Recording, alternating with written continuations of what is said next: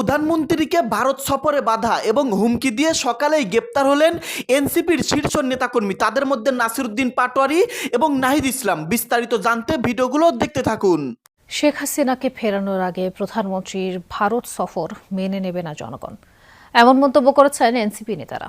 শেখ হাসিনাকে ফিরিয়ে এনে সাজা দেওয়ার আগে তারেক রহমানের ভারত সফর জনগণ মেনে নেবে না। রাজধানীর যাত্রাবাড়িতে এনসিপির গণসমাবেশে কথা বলেন দলটির আহ্বায়ক নাহিদ ইসলাম। যারা এখনো গণহত্যাকারীদেরকে সহযোগিতা করে যাচ্ছে, এই গণহত্যাকারীদের বাংলাদেশে ফিরিয়ে না দেওয়া পর্যন্ত তাদের সাথে কোনো সুসম্পর্ক হতে পারে না। তারেক রহমানের হাতে বাংলাদেশের সার্বভৌমত্ব অক্ষুণ্ণ থাকতে পারছে না। তারেক রহমানের ভারত সফর কোনোভাবেই এদেশের জনগণ মেনে নেবে না। সংসদে অনেক মিথ্যাচার করেছেন, জনগণের সামনে আপনাদের মুনাফিকি চরিত্র স্পষ্ট হয়ে পড়েছে। গ্যাস দে, বিদ্যুৎ দে, নইলে গদি ছাইড়া দে। সফরকে কেন্দ্র করে আওয়ামী লীগের লোকজন এ পর্যন্ত আমরা সর্বশেষ যতটুকু জানতে পেরেছি 11টি জায়গায় তারা যুক্তরাষ্ট্র পুলিশের কাছে অনুমতি নিয়েছে। সরকারও ভারতের সঙ্গে এক ধরনের সমঝোতা তৈরি করে ফেলে কিনা, যে সমঝোতা বর্তমান সংসদের বিরোধী দলের জন্য খুবই বাজে পরিস্থিতির জন্ম দিতে পারে, সেই আশঙ্কা থেকে এই বোধহয় নাহিদ ইসলাম একটু ভাষাগত গোলমেলে অবস্থা তৈরি করলেন। নাহিদ ইসলামের বক্তব্য শুনলাম যে শেখ হাসিনার প্রত্যার্পণের ইস্যুটা মীমাংসা না করে তারেক রহমান প্রধানমন্ত্রীর উচিত হবে না ভারত সফরে যাওয়া। ঘরেও জ্বালা বাইরেও জ্বালা, এত জ্বালা নিয়ে মানুষ বেঁচে থাকে কিভাবে কবে না জানি। আমরা দেখব গফুরের মতো মধ্যরাতে উড়াল দিয়ে লন্ডনে চলে গেছে বাংলাদেশের বর্তমান প্রধানমন্ত্রী জনাব তারেক রহমান। দর্শক আসসালামু আলাইকুম। খুবই গুরুত্বপূর্ণ ইনফরমেশন এবং চাঞ্চল্যকর তথ্য নিয়ে আপনাদের সামনে হাজির হয়েছি। আপনারা ভিডিওটি সম্পূর্ণ দেখবেন। সম্মানিত দর্শক শ্রোতা, প্রধানমন্ত্রী তারেক রহমান ভারত সফরে যাবেন এবং এই সফরকে কেন্দ্র করে বিএনপি সরকার প্রস্তুতিও নিয়েছে। দর্শক, এখন এনসিপি বাধা দিয়েছে, তারেক রহমানকে ভারতে সফর করতে দিবে না, কারণ সেখানে শেখ হাসিনা রয়েছে। তাদের দাবি শেখ হাসিনার সঙ্গে গোপনে বৈঠক করতে পারে, এমনকি শেখ হাসিনাকে দেশে ফেরত নিয়ে আসা না পর্যন্ত সেখানে তারেক রহমান যেতে পারবেন না। নাহিদ ইসলাম বিএনপি সরকারকে হুমকি দিচ্ছে, নাসিরউদ্দিন পাটোয়ারি তারেক রহমানকে হুমকি দিচ্ছে, এছাড়া আসিফ মাহমুদ সজীব ভুইয়া বিএনপি সরকারকে হুমকি দিচ্ছে, প্রধানমন্ত্রীকে হুমকি দিচ্ছে। দর্শক, এবার বিএনপি সরকার তাদের বিরুদ্ধে কঠিন অ্যাকশন নিয়েছে। কি অ্যাকশন নিয়েছে ভিডিওটি দেখলেই বিস্তারিত বুঝতে পারবেন। প্রিয় দর্শক শ্রোতা, প্রধানমন্ত্রী তারেক রহমানকে কেন হুমকি দিচ্ছে এনসিপি, কেন ভারত সফরকে বাধা সৃষ্টি করতেছে এনসিপি, কি তাদের হাসিল করতে চায়, তারা কি করতে চায়, বিএনপি সরকারকে কেন তারা বাধা দিচ্ছে ভারতে যেতে, সমস্ত চাঞ্চল্যকর তথ্য আজকের এই ভিডিওতে আপনারা পেতে চলেছেন। কঠিন বিপদের মধ্যে পড়ে গেছেন এনসিপি। তো দর্শক, বেশি কথা বাড়াবো না, সরাসরি ভিডিও ক্লিপে চলে যাই।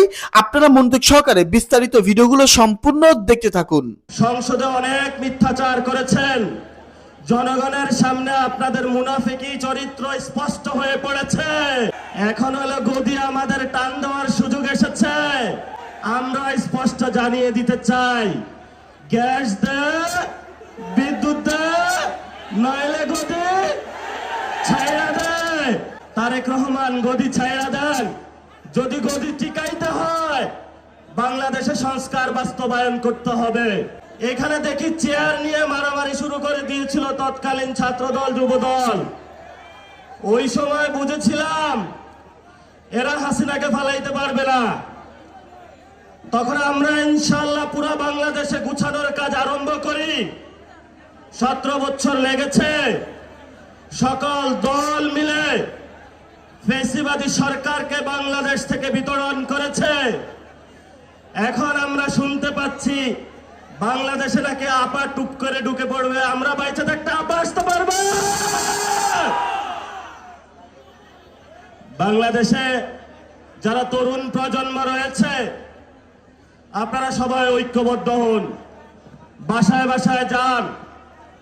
যে জায়গায় গ্যাস নাই, যে জায়গায় বিদ্যুৎ নাই, এলাকাবাসীকে ঐক্যবদ্ধ করে রাস্তায় নেমে পড়ুন। সরকার বলছে ভারত থেকে ডিজেল নিয়ে আসবে, তেল নিয়ে আসবে, ভারত আবার ইরান থেকে নিয়ে আসে। আমরা সরকারকে বলবো, সংসদে অনেক মিথ্যাচার করেছেন, জনগণের সামনে আপনাদের মুনাফিকি চরিত্র স্পষ্ট হয়ে পড়েছে। এখন হলো গদি আমাদের টান দেওয়ার সুযোগ এসেছে। আমরা স্পষ্ট জানিয়ে দিতে চাই, গ্যাস দে, বিদ্যুৎ দে, নইলে গদি ছাইড়া দে। তারেক রহমান গদি ছাইড়া দেন। যদি গদি টিকাইতে হয় বাংলাদেশে সংস্কার বাস্তবায়ন করতে হবে। বাংলাদেশে জ্বালানি সংকটের সমস্যার সমাধান করতে হবে। বাংলাদেশে ভারতের বিরুদ্ধে, অগ্রাসনের বিরুদ্ধে দাঁড়িয়ে চোখে চোখ রেখে বলতে হবে, মোদি তুমি যেমন প্রধানমন্ত্রী, আমরা বাংলাদেশের তারেক রহমান প্রধানমন্ত্রী। বাংলাদেশের আজাদী নিয়ে কোনো ছিনিমিনি খেলা চলবে না। তারেক রহমানের হাতে বাংলাদেশের সার্বভৌমত্ব অক্ষুণ্ণ থাকতে পারছে না। তারেক রহমানের ভারত সফর কোনোভাবেই এদেশের জনগণ মেনে নেবে না। এখানে শহীদ পরিবার আছে কিসের জন্য? বিচারের জন্য। আমরা সংস্কার চাই এবং আমরা বিচারও চাই। সংস্কার এবং বিচার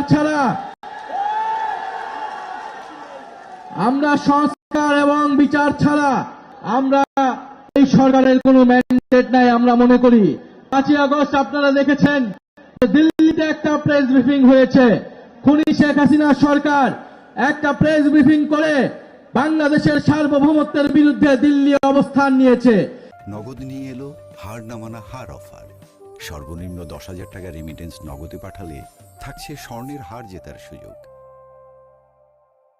কিন্তু আমরা দেখতে পেলাম তারেক রহমানের সরকার এর কোনো জবাবদিহিতা নিশ্চিত করতে পারে নাই, এবং যদি জবাবদিহিতা নিশ্চিত করতে না পারে তাহলে তারেক রহমানের ভারত সফর কোনোভাবেই এদেশের জনগণ মেনে নেবে না। দেশের সার্বভৌমত্বের উপর আঘাত এসেছে, দেশের গণতন্ত্র বিচার ব্যবস্থার উপর আঘাত এসেছে, এবং আমরা দেখতে পেলাম এই সরকার একটা প্রেস রিলিজ দেওয়া ছাড়া আর কিছুই করতে পারে নাই। ফলে আমরা স্পষ্টভাবে বলতে চাই, তারেক রহমানের হাতে বাংলাদেশের সার্বভৌমত্ব অক্ষুণ্ণ থাকতে পারছে না। তারা যেই জাতীয়তাবাদের কথা বলে, সেই জাতীয়তাবাদের কথা বলে তারা সীমান্ত হত্যা বন্ধ করতে পারে নাই। তারা যদি এখন ভারতের সাথে আপোষ করে, তারা যদি ভারতে সফর করে, তার মানে দেশের জনগণ ভেবে নেবে যেই জাতীয়তাবাদের রাজনীতি জিয়াউর রহমান করেছে, যেই জাতীয়তাবাদের রাজনীতি বেগম জিয়া করেছে, সেই জাতীয়তাবাদের ধারক বাহক জনাক তারেক রহমান নন। ফলে আমরা বলতে চাই, আজকের এই গণসমাবেশ থেকে যে জুলাই গণ অভ্যুত্থানের বিচার নিশ্চিত করতে হবে, খুনিদের বিচার নিশ্চিত করতে হবে, সংস্কার নিশ্চিত করতে হবে, এবং অবিলম্বে বিদ্যুৎ দিতে হবে, বিদ্যুতের দাম কমাতে হবে, গ্যাসের দাম কমাতে হবে, এবং চাল ডাল সহ নিত্য প্রয়োজনীয় দ্রব্যমূল্যের দাম কমাতে হবে। কিভাবে কমাবেন আমরা জানি না, কোনো অজুহাত দেওয়া চলবে না। আপনাদেরকে হয় ক্ষমা চাইতে হবে, নয় সেগুলার দাম কমাতে হবে। কারণ নির্বাচনের আগে আপনারা প্রতিশ্রুতি দিয়েছেন আপনারা তেলের দাম, বিদ্যুতের দাম আপনারা কমাবেন এবং বিদ্যুৎ সরবরাহ নিশ্চিত হবে।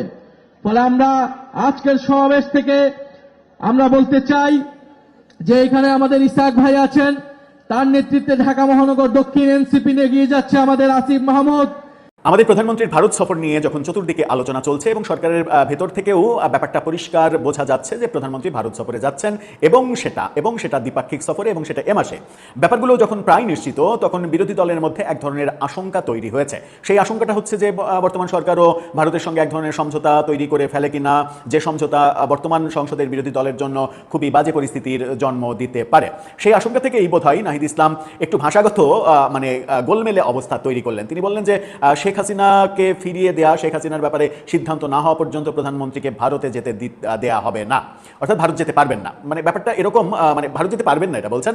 তার মানে নাহিদ ইসলাম প্রধানমন্ত্রীকে হয়তো নির্দেশ দিচ্ছেন যে এই অনুমতি আপনি পাবেন না। নাহিদ ইসলাম কিংবা বিরোধী দল কি এরকম নির্দেশ দেওয়ার ক্ষমতা রাখেন, কিংবা বর্তমান প্রধানমন্ত্রী কি বিরোধী দল কি বলছে সেটার উপরে সিদ্ধান্ত নেবেন? বিরোধী দল যেতে দিতে চায় না কিংবা যেতে যাওয়ার অনুমতি দিবে না, প্রধানমন্ত্রীর ভারত সফরের জন্য কি বিরোধী দলের অনুমতি প্রয়োজন হবে?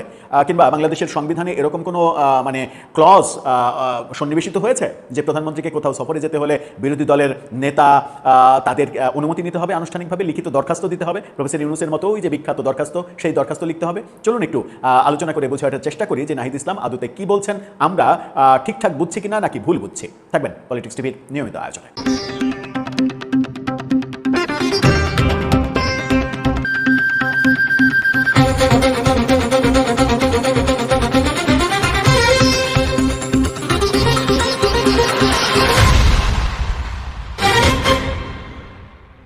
দর্শক, বলছিলাম প্রধানমন্ত্রী ভারতে যেতে পারবেন না এরকম হুঙ্কার দিয়েছেন নাহিদ ইসলাম। এবং বিবিসি বাংলা যখন এটা নিয়ে নিউজ করেছে তখন ব্যাপারটা শুনে এবং খবরটা পড়ে আমার একটু হাসিই পেয়েছে যে রাজনীতিবিদরা এবং যারা নতুন রাজনৈতিক বন্দোবস্ত দিতে চাইছেন তারা কি মানে ভাষাগত সমস্যায় ভুগছেন? মানে কোন ভাষা কোথায় প্রয়োগ করা যায়, কোন ভাষা কোথায় অ্যাপ্রোপ্রিয়েট, সেই ব্যাপারটা কি তারা ভুলে যাচ্ছেন? আমার তার ভাষা প্রয়োগ দেখে তাই মনে হচ্ছে। তা নাহলে এরকমভাবে তিনি বলবেন কেন? তিনি বলতে পারেন যে না যাওয়ার জন্য আহ্বান জানাচ্ছি, জোর দাবি জানাচ্ছি, এরকমভাবে বলবেন, কিন্তু তিনি ডেফিনিট বলছেন যেতে পারবেন না, অর্থাৎ তাকে অনুমতি দেওয়া হবে না। অনুমতি দেওয়ার মালিক কি তিনি? বিবিসি বাংলার এই শিরোনামটা দেখে নিন। তারা বলছে শেখ হাসিনার প্রত্যর্পণের বিষয় ঠিক না হওয়া পর্যন্ত তারেক রহমান ভারতে যেতে পারবেন না, মাননীয় প্রধানমন্ত্রীও না, তারেক রহমান। ফাইন।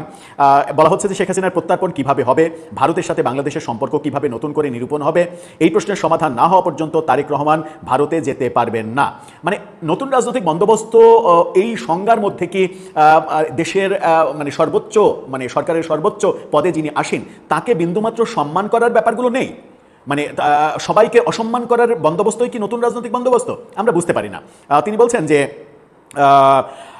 শাহবাগে নিহত শরীফ ওসমান হাদির সংগঠন ইনকিলাব মঞ্চের দ্বিতীয় প্রতিষ্ঠাবার্ষিকী উপলক্ষে অনুষ্ঠানে তিনি এই কথা বলেছেন। অবশ্য ইনকিলাব মঞ্চের অনুষ্ঠানে গেলে তো রক্ত আরও বেশি গরম হয়ে যাওয়ার কথা, কারণ হাদি যার এই প্রতিষ্ঠান তিনি তো মানে রক্ত গরম করার কথাবার্তাই বলেছেন, সাউমাউ ছিঁড়ে দিতে চেয়েছেন। তো সাউমাউ ছিঁড়ে দেওয়ার উত্তরাধিকারীরা মাননীয় প্রধানমন্ত্রীকে তারেক রহমান বলবেন, তারেক রহমান যেতে পারবেন না এরকম আদেশের স্বরে বলবেন, এটাই তো স্বাভাবিক। এবং এটাকেই আমরা নতুন রাজনৈতিক বন্দোবস্ত এবং দারুণ রাজনৈতিক বন্দোবস্ত হিসেবেই মেনে নিতে বাধ্য হচ্ছি বোধহয়।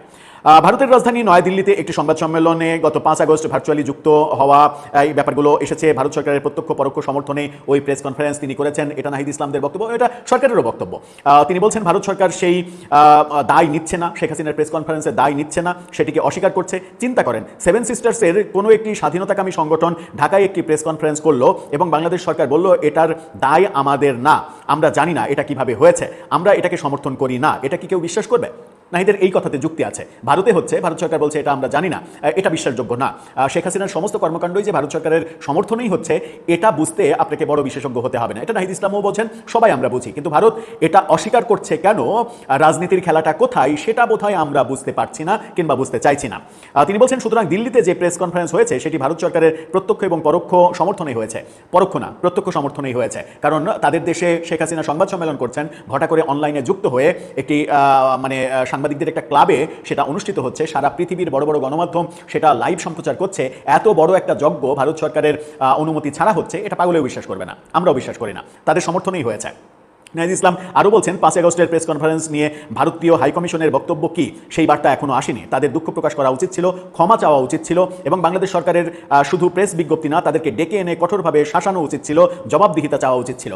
ভাগ্যিস এরকমটা বলেননি যে ভারতের হাইকমিশনারকে গ্রেপ্তার করা উচিত ছিল, এটা বললে বোধহয় আরেকটু ভালো হতো। মানে যে কড়া ভাষায় সরকার প্রেস রিলিজ দিয়েছে সেই কড়া ভাষারই সমালোচনা হচ্ছে, যে লিখিত কোনো বক্তব্যে এরকম মানে আলোচনার দুয়ার বন্ধ করে দেওয়ার শব্দ প্রয়োগ করা উচিত কিনা সেরকম আলোচনা যখন হচ্ছে, কারণ মুখের কথায় অনেক কিছু বলা যায়, কিন্তু আপনি যখন লিখিত ভাষায় বলছেন তখন অনেক সাবধানী হতে হয় শব্দ এবং বাক্য প্রয়োগে, যেটা হয়নি বলে অনেকে সমালোচনা করছেন।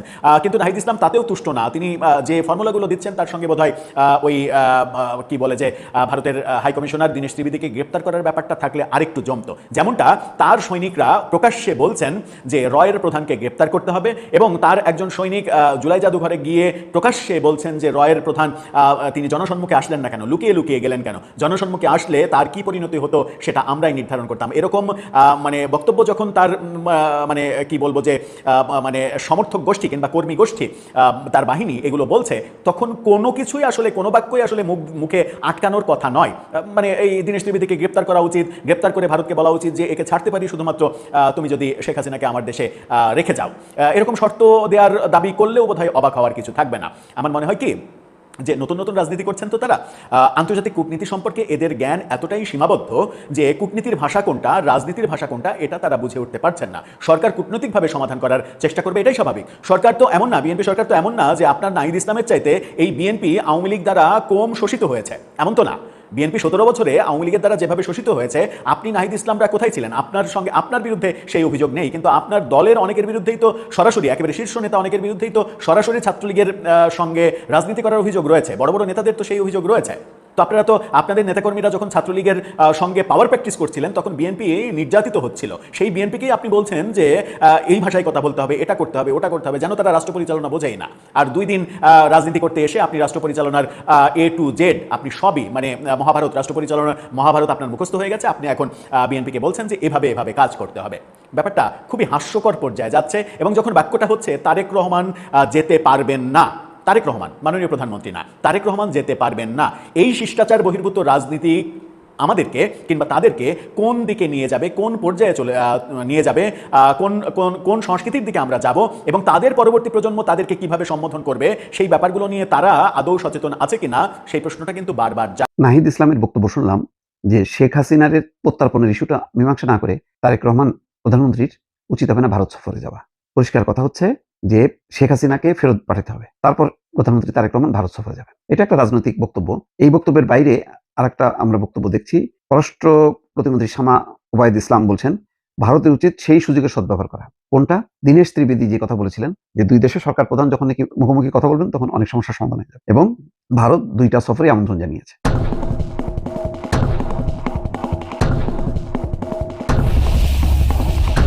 এদিকের খবর হচ্ছে সরকার সম্ভবত বিমস্টেক সম্মেলনে যাবেন না এবং বিমস্টেকের আগেই দ্বিপক্ষীয় সফর হয়ে যেতে পারে। এই খবরে এসেছে দ্বিপক্ষীয় সফরটা খুব জরুরি, কারণ বাংলাদেশের প্রধানমন্ত্রী বিমস্টেক সম্মেলনে এটা আনুষ্ঠানিকতা, পরিচয় পর্ব। তো ওইটার চেয়ে ভারতের সাথে কিছু মুখোমুখি বসে ফয়সালা করা দরকার। শুধু শেখ হাসিনার প্রত্যার্পণ না, ওসমান হাদির হত্যাকারী, তারপরে পুশিনের যে সংকটটা সীমান্তে প্রতিদিন চলছে সেটা, তিস্তার পানি বন্টন, কোনো কিছুই কিন্তু এগোচ্ছে না। এবং 2 দেশের মধ্যে কিছু চলমান প্রকল্প ছিল, সেই প্রকল্পগুলো স্থবির হয়ে বসে আছে। ভিসা এখনো ইজি হয়েছে আবার হয়নি, দুটোই আছে, এমন না যে খুব সহজে ভিসা পাচ্ছে। এগুলি সমাধান করা দরকার। এই জন্য দ্বিপক্ষীয় বৈঠক খুব জরুরি দরকার। অন্তত যেটা ডক্টর মোহাম্মদ ইউনূস বলতেন সেটাও যদি হয়, কিছুটা সমাধান হয়, অন্তত বাংলাদেশের ইজ্জত বাঁচে। সেটা হচ্ছে শেখ হাসিনা থাকুক ভারতে, কিন্তু তিনি কোনো রাজনৈতিক বক্তব্য দিতে পারবেন না, কারণ তিনি দণ্ডপ্রাপ্ত আসামি।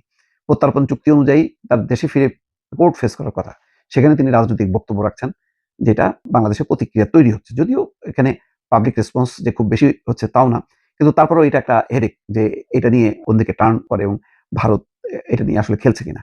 যাই হোক, এখন প্রতিমন্ত্রী শামা ওবায়দ বলছেন ভারতের উচিত হবে সেই সুযোগ সদ্ব্যবহার করা। 2 দেশের সরকার প্রধানেরা যখন কথা বলেন, দ্বিপক্ষীয় আলোচনা হয়, তখন অনেক সমস্যার সমাধানের সুযোগ তৈরি হয়। এই কথাটা কিন্তু দীনেশ ত্রিবেদীও বলেছিলেন এবং ভারতের পক্ষ থেকে ব্যাপক চেষ্টা আছে দ্বিপক্ষীয় সফরটা করা। এবং তার হিসেবে দেখলাম যে দীনেশ ত্রিবেদী প্রধানমন্ত্রী তারেক রহমানের সঙ্গে কথা বলে, পরদিন তিনি নরেন্দ্র মোদীর সঙ্গে কথা বলেছেন। তারপরে রণধীর জয়সওয়াল তিনিও ইঙ্গিত করেছেন যে 2 দেশের সরকার প্রধান কথা বলে অনেক সমস্যার সমাধান হবে। এছাড়া ভারতের রয়ের প্রধানও বাংলাদেশে, বোঝা যাচ্ছে ভারতের দিক থেকে ব্যাপক চেষ্টা আছে যাতে যতটুক একটা তিক্ততা তৈরি হয়েছিল সেটা নিরসন করে সম্পর্কটা যাতে স্বাভাবিকভাবে এগিয়ে যায়। কিন্তু সবকিছু নির্ভর করছে আসলে ভারতের উপর। ভারত কিভাবে এটা রিয়াক্ট করে তার উপর নির্ভর করছে অনেক কিছু। প্রিয় দর্শক, আশা করতেছি বিস্তারিত ভিডিওগুলো আপনারা সম্পূর্ণ মনোযোগ সহকারে শুনেছেন এবং দেখেছেন। প্রিয় দর্শক, আজকের এই ভিডিওতে আপনারা যে আলোচনা শুনলেন, রাজনৈতিক বিশ্লেষকরা যেসব আলোচনা করলো, প্রিয় দর্শক শ্রোতা, সমস্ত কিছু মিলে আপনাদের কি মনে হচ্ছে? বিএনপি সরকারকে কেন বাধা দিচ্ছে? তারেক রহমানকে এই সফর করতে কেন বাধা দিচ্ছে এনসিপি, নাহিদ ইসলাম, নাসিরউদ্দিন পাটোয়ারি, এছাড়া এনসিপির প্রধান নেতাকর্মীরা, কেন্দ্রীয় নেতাকর্মীরা, তাছাড়া আসিফ মাহমুদ সজীব ভুঁইয়া যেসব কথাবার্তা বলতেছে তারেক রহমানকে ইঙ্গিত করে, মানে সবকিছু মিলে কেন ভারতে সফর করলে তারেক রহমানকে নিয়ে তারা এমন মন্তব্য করবে? মানে রাজনৈতিক বিশ্লেষকরা এমনটাই কথা তুলতেছে। দর্শক, কি এমন ক্ষতি হবে এনসিপির? সবকিছু মিলিয়ে আমাদের দেশে কঠিন কিছু একটা হতে চলেছে, রাজনৈতিক বিশ্লেষকরা এমনটাই মনে করতেছেন। দর্শক, এখন নাহিদ ইসলাম স্পষ্ট করে বলতেছে যে তারেক রহমান ব্যর্থ, বাংলাদেশ রক্ষা করতে বিএনপি সরকার ব্যর্থ। তারেক রহমানকে আমরা আর চাই না, গ্যাস দে, বিদ্যুৎ দে, নাইরা গদি ছাইরা দে, এই কথা বলতেছেন নাসিরউদ্দিন পাটোয়ারি। তো দর্শক, যাই হোক, এই সম্পর্কে আপনাদের মূল্যবান মতামত ভিডিওর কমেন্ট বক্সে লিখে জানিয়ে দিবেন। দেখা হবে খুব শীঘ্রই নতুন কোনো ইম্পর্টেন্ট নিউজ নিয়ে। ধন্যবাদ।